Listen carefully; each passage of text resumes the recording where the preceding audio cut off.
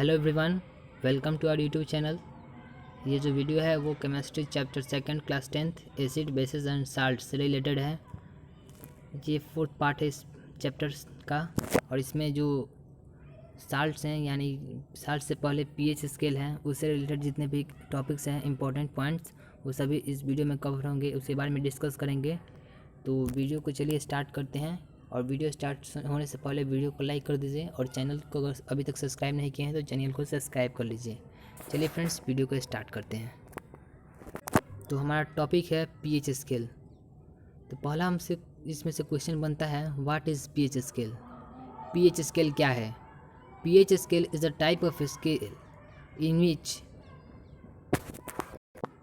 we note down the acid and basic nature of a substance। जैसे कि किसी भी सब्सटेंस का जो नेचर होता है, ये एसिड है या बेस है या न्यूट्रल है, उसको फाइंड करने के लिए एक स्केल का यूज़ किया जाता है। उसे हम सभी पीएच स्केल कहा जाता है। ये बताता है कि कौन सा सब्सटेंस एसिड है और कौन सा सब्सटेंस बेस है। जैसे कि एक ये नंबर लाइन होता है, जैसे कि सपोज करो एक ये स्केल है और यहाँ से हो गया 0 से लेकर से 1 2 करते करते यहाँ पर 6 और ये 7, इसके बाद 8, वैसे ही 14। इसका ये है कि ये 0 से स्टार्ट होता है और 14 तक होता है और बीच में 7 होता है। और यहाँ पर होता है कि जो 7 से कम होता है यानी लेस देन 7, जिसका होगा पीएच वैल्यू वो क्या होगा, एसिड होगा।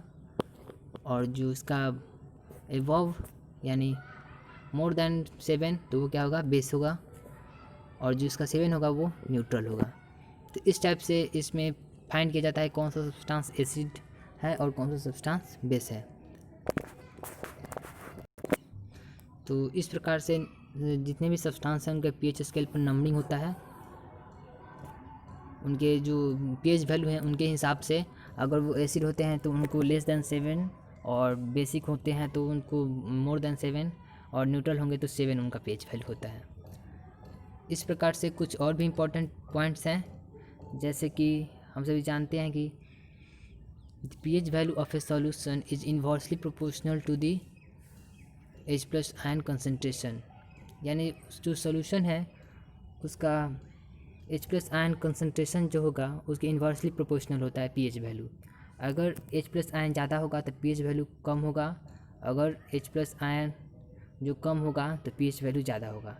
जैसे बेस में पीएच वैल्यू बेस का ज़्यादा होगा तो उसमें H+ आयन का कंसनट्रेशन कम होगा, और एसिड में H+ आयन कंसनट्रेशन ज़्यादा होता है तो पीएच वैल्यू क्या होता है, कम होता है। और जो न्यूट्रल होता है यानी जिसका पीएच वैल्यू 7 होता है उसमें नॉर्मल होता है, एकदम मेंटेन होता है, कांस्टेंट। उसके बाद है पीएच ऑफ सब सब्सटेंस। जितने कुछ इंपॉर्टेंट सब्सटेंस हैं जिनका पीएच वैल्यू हम सभी को याद रखने की ज़रूरत है, ये बोर्ड एग्जाम्स में काफ़ी पूछे जाते हैं। जैसे 1 मार्क्स में एमसीक्यूज आजकल आ रहे हैं, उन सभी में पूछे जा सकते हैं कि इनका पीएच वैल्यू क्या है। तो चलिए देखते हैं कौन कौन से सब्सटेंस हैं। जैसे कि पीएच वैल्यू ऑफ सब इम्पॉर्टेंट सब्सटेंस, जैसे कि प्योर वाटर और blood 7.4, lemon juice about 2.2, gastric juice about 1.2, milk of magnesia या इसे मैग्नीशियम हाइड्रोक्साइड भी बोला जाता है 10, और सोडियम हाइड्रोक्साइड सॉल्यूशन का 14। ये दिया रहता है। ये कुछ इम्पोर्टेंट्स हैं। और जो पीएच स्केल होता है, अगर उस पर किसी न्यूट्रल सब्सटेंस का किया जाता है, जैसे कि जिसका पीएच वैल्यू 7 होगा, उसको अगर उस पर रखा जाता है तो उसका कलर जो होता है वो ग्रीन देता है। ये भी एग्ज़ाम में पूछे जा सकते हैं। यानी न्यूट्रल सब्सटेंस कौन सा कलर देता है, ग्रीन कलर। तो ये हो गए कुछ इंपॉर्टेंस। इन सभी का आप सभी स्क्रीनशॉट ले सकते हैं या एनसीईआरटी बुक में दिया होगा, इनको याद रख लीजिएगा। चलिए नेक्स्ट देखते हैं। तो इस प्रकार से जो टू इम्पोर्टेंट पॉइंट्स थे ये कवर हो चुके हैं।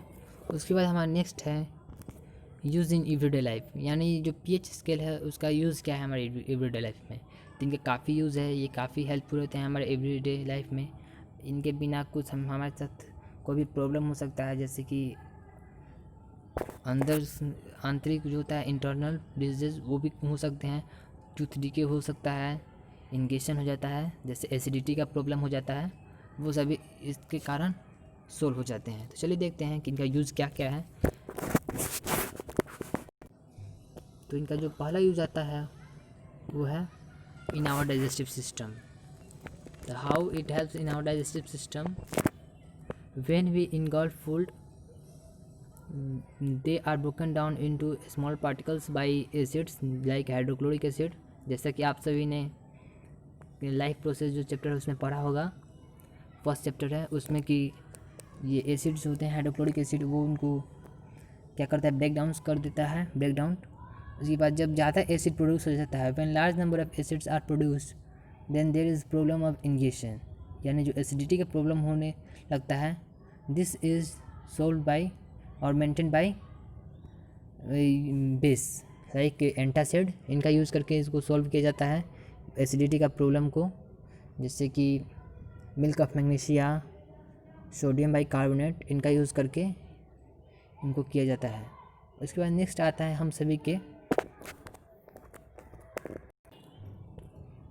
सेकंड होता है टूथ डिके से रिलेटेड, जैसे कि the action of bacteria on our mouth forms acid.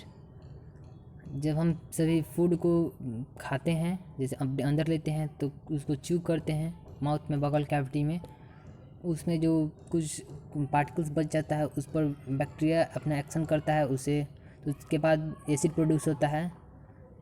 When large number of या excess acid is produced then pH of mouth is fall below 5.5।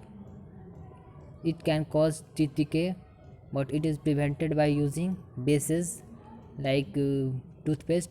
इनका यूज़ करके इन्हें प्रिवेंट किया जाता है, इसलिए काफ़ी इंपॉर्टेंट होते हैं। अगर इनका यूज़ नहीं किया जाता तो हमारे दांत का कुछ प्रॉब्लम हो जाता। तो ये टूथ डिके में भी काफ़ी इंपॉर्टेंट होते हैं। इन सभी को अच्छे से आप सभी याद कर लीजिएगा, क्योंकि इससे रिलेटेड काफ़ी इंपॉर्टेंट क्वेश्चन पूछे जाते हैं। नेक्स्ट हम सभी का आता है थर्ड आता है pH ऑफ सॉइल। जैसे कि सॉइल का होता है pH value 7, about 7। When soil is too acidic or too basic, then the growth of plants are affected very badly. This is prevented by using, if pH of soil is greater than 7, then we use acids, and if pH of soil is less than 7, then we use base like CaOH2 यानी calcium hydroxide and chalk CaCO3। उसके बाद आता है use of pH in aquatic animals.